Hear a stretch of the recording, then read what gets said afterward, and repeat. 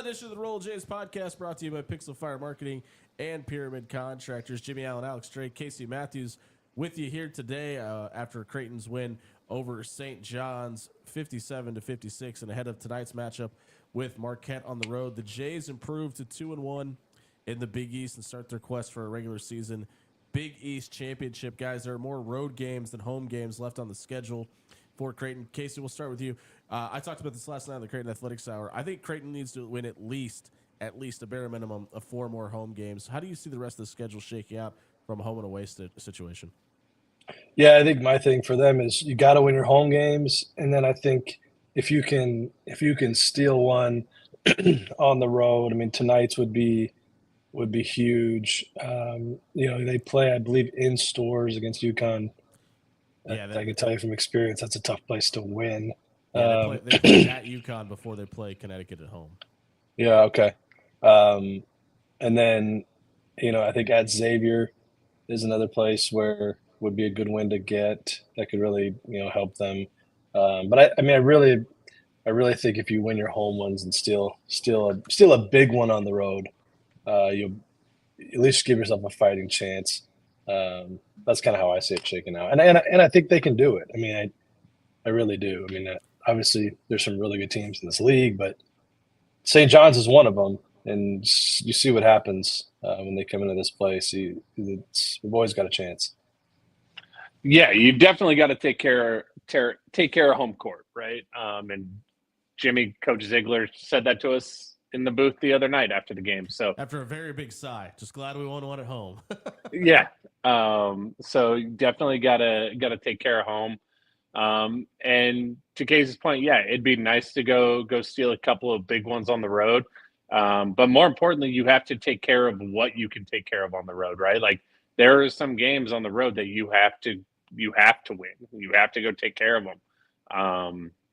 Especially with the leg that we laid at Georgetown. You got to go take care of some games. And obviously we talked with coaches about this over the weekend. There's a lot of changes within that program, and Trey said it. I mean, offensively, we've lost some firepower, and we're trying to figure out how to replace it. But defensively, they have a little bit more flexibility than they didn't have. So there's a mindset shift going on there as well.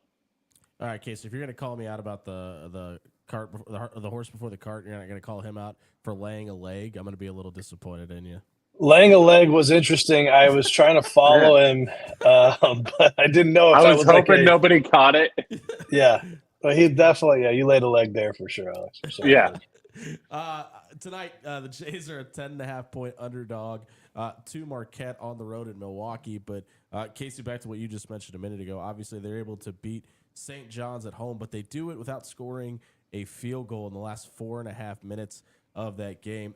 I feel like, and obviously the sample size isn't great without Pop Bozich. Yeah, it's not a huge sample size, but I feel like the defensive tenacity of this team has taken a step forward, and it feels like the Jemiah Neals of the world, the Jackson McAndrews of the world are kind of starting to get in a rhythm defensively. Both of them still, in my opinion, have a long way to go to be on the level where we want Creighton basketball to be defensively. But without Pop Isaacs, and it looks like Fedor Zugic is going to be a long-term project versus a short-term fix. To me, this team's going to have to hang their hat on defense going forward. What say you, Casey? Yeah, I mean, I have some interesting ideas and theories on this team, and I think, defensively, anytime. I mean, listen, Ryan Kalkbrenner is an absolute force back there, and it's, I mean, truly, like he makes it look so easy and just kind of like mundane in a way, and it's for opposing teams to go against that and know like that mid-range jump shot. It's the worst shot in hoops analytically, and to know that you're going to have to take it, but you got to make them consistently in order to beat us. Like, unless you can do some other things, put pressure on the rim, or you get hot from the perimeter. But that's why, like what you said about Jemiah Jackson. I mean, Fedor when he's in there has to really try to improve defensively. I think that's his biggest liability. those perimeter spots are really important to force teams to try to go against the big fella, to try to, make them take those mid-range jump shots. If we can do it consistently, we're going to be in the game. I mean, provided our offense is good enough. And I think a huge part about that is simply just not turning it over. But I am putting the cart before the horse there. I know we're not talking about offense yet, but I think this team is better defensively than I thought they'd be. And I do agree with you, Jimmy. A lot of it is a mentality and realizing we're probably not going to get as many points on the board as we would with Pop. So we have to reduce the amount of points that the other teams are scoring against us to give us a shot. Alex, I just mentioned it, 10.5 points tonight. In your opinion, is that a fair line, fair assessment for where these two teams are right now? Yeah, I think so. Just because I think Marquette is a much more proven product than what Creighton is right now, because Creighton is figuring out a new identity. We talked about it on Saturday after the game. Coach Ziegler told us, "Hey, we wanted to make that a sloppy game and a rock fight. That was kind of our game plan going into it, and that's not typically a Creighton style." So they're trying a lot of new different things. I mean, Jason Green playing the 3, which you can tell he doesn't totally feel comfortable there offensively, but defensively he got the Richmond the matchup on Kadari Richmond, and he was solid there. But there's one thing, Casey, we haven't had a chance to talk about it, but there was a point early in the second half Saturday where Ryan Kalkbrenner caught the ball and his feet were cockeyed. He was about 6 feet from the rim, took an awkward shot. He made it, but I looked at Jimmy up in the booth and I said, I'm going to lose my mind because he's not catching the ball going to the rim. And about 2 possessions later, he threw one out to Jax McAndrew for a 3 and got lit up by McDermott, and he attacked the rim the rest of the game. And we've talked about this the whole way down the court. He almost ended up in Rick Pitino's lap yelling at Kalkbrenner. We've talked about this in the past where sometimes the big fella could just flip a switch offensively where he is aggressive attacking the rim.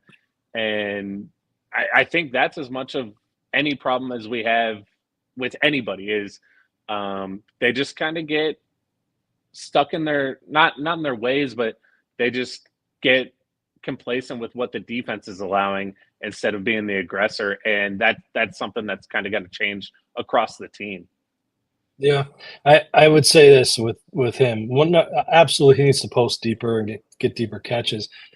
A lot of that too, though, can be attributed to the quality of passes. Yep. And I'm not here to throw anybody under the bus, but there's the passing on this team. It just isn't what it's Steven just not Ashworth very good. Takes one show off, and you're just throwing him under the bus while he's not here. I know, and it's not. Here's the thing. It's not really Steve. I mean, there are some times, and he would tell you. I mean, his turnovers he's got to reduce that. But I just think a lot of it double against St. John's, and there was a stretch there for rebounds him. and assists where you think they were with that stat. Yeah, I think that the post passing, if that could improve, it would help. It would help him because I think he's giving up his post position early because he's not expecting the pass to be able to get there. So he's allowing defenses to push him out a little bit further, which he's getting those catches out further, which is not really what he's great at. I mean, I don't know that issue can be fixed. I mean, Fedor is a much better passer on the perimeter than Jemiah, than Jason, those guys. So like when he's in the game, I mean, hopefully that's better. But those other guys need to work on it. And I talked to Coach Murphy the other day, and he said it's something that they've talked about and are working on it. So hopefully we see improvement there. I mean, I'll tell you right now, passing the ball tonight is going to be – I mean, this is a team, Marquette, that's top 5 in the country in steals percent. Like they chart deflections. I mean, you see anytime they get a deflection, there's a guy on their staff that marks it down. I mean, tonight's going to be not turning the ball over tonight. I don't know it. I haven't seen it, but I'd almost guarantee you it's top of the scouting report. Yeah, and a couple things. I said that jokingly about Steven Ashworth because, Casey, you weren't here last week, and Steven pointed that out. So. Oh, did he? Yeah, I just wanted to throw that out there. But thanks for going back and watching, Casey. Yeah, I missed that part, I guess. There's a lot going on, Alex. we appreciate your contributions to this show.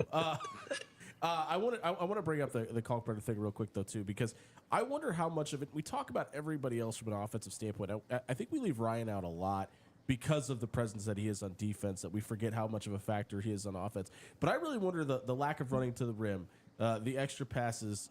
I wonder how much that is because of the adjustments offensively. You know, you had a ton of practice time with Pop Isaacs. You probably had a ton of practice time without Fedor Zugic in there, and everybody else is still learning roles. So I think we look at Ryan Kalkbrenner as a fifth-year guy that's got a ton of experience, one of the leading candidates for Player of the Year in the entire country, and just assume that he can make things happen on his own. And it's a team sport. It's almost the ultimate team sport when we talk about ball movement, specifically in this offense. And I wonder if the reason we're having this discussion about running to the rim or doing what quote Ryan Kalkbrenner does is because of the lack of familiarity with the parts around him.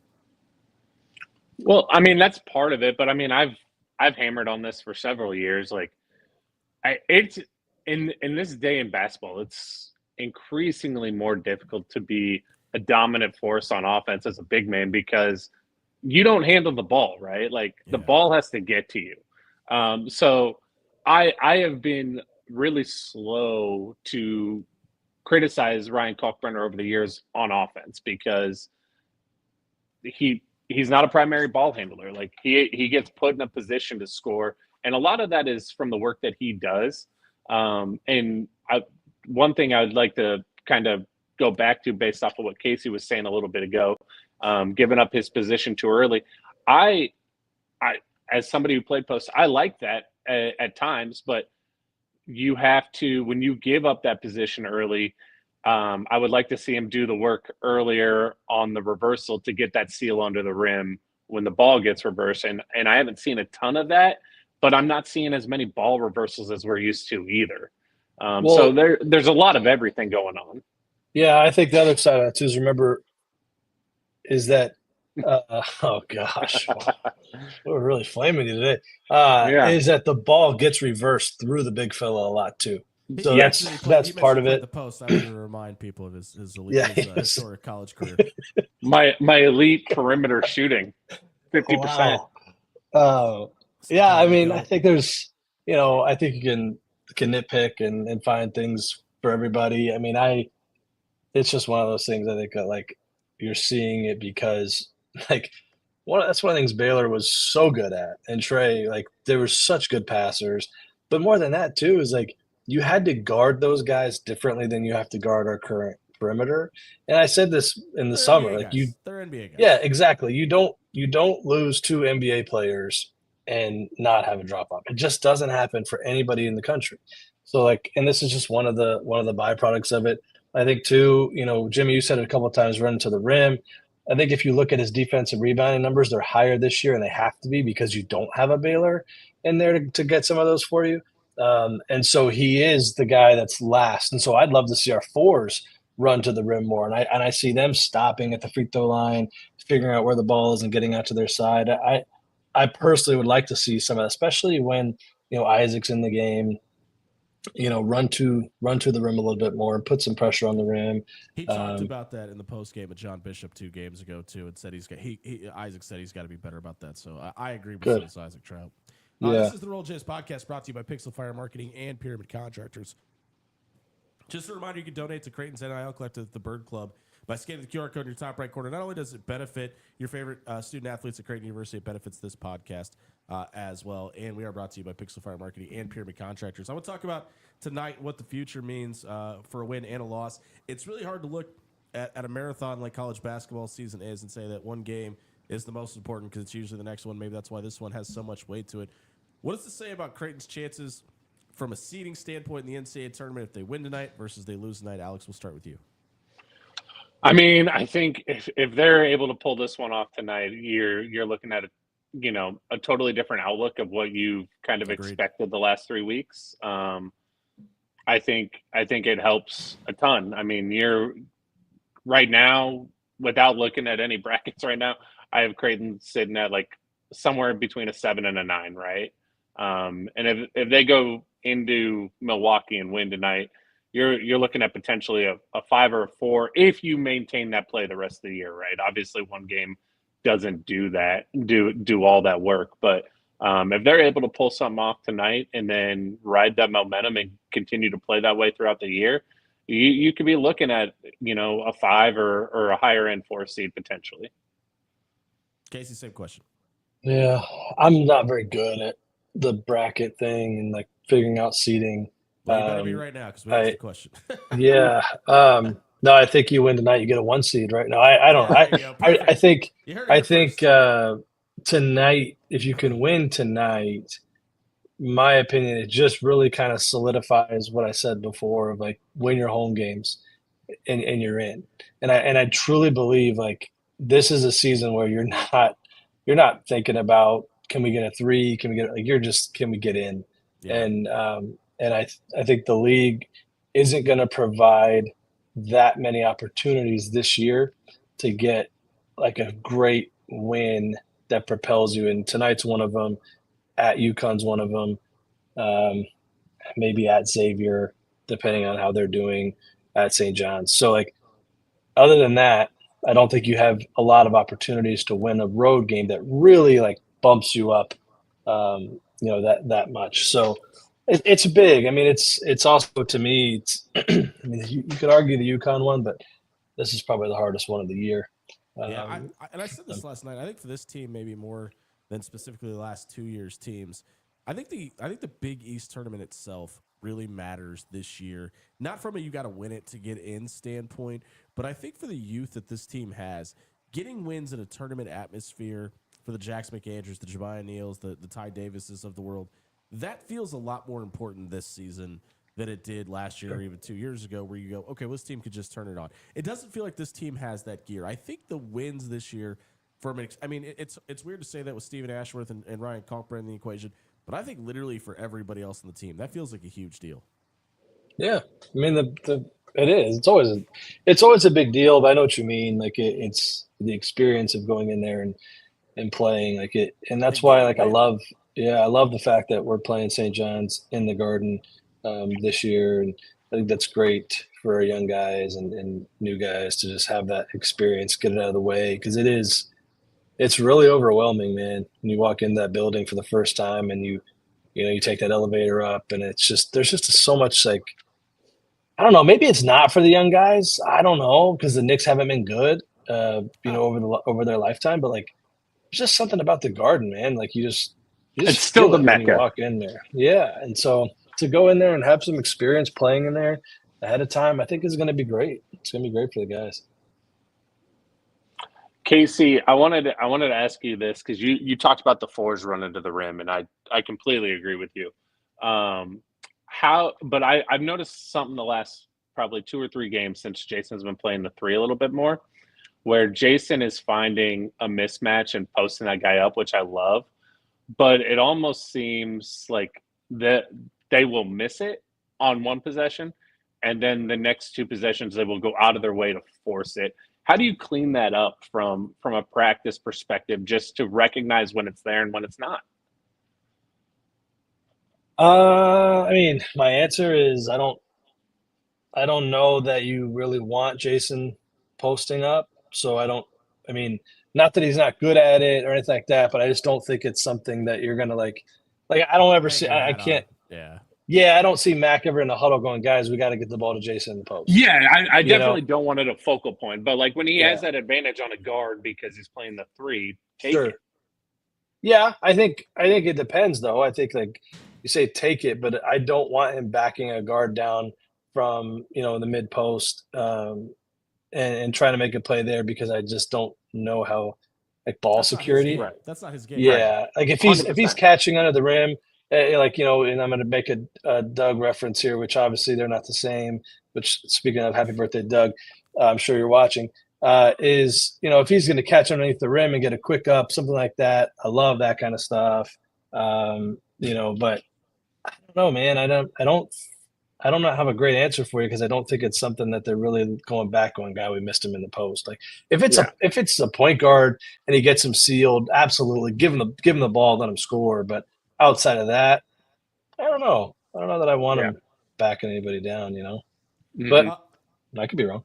This has been the Roll Jays podcast brought to you by Pixel Fire Marketing and Pyramid Contractors. Don't forget to donate to Creighton's NIL Collective, the Bird Club, to help out our podcast as well as your favorite Creighton athletes. We'll be back next week following the Marquette game. We'll preview Butler and look at the rest of the season as well here on the Roll Jays podcast, where we don't ever lay a leg or put the horse before the cart here on the Roll Jays podcast. We'll see you next week. Thanks for joining us, everybody.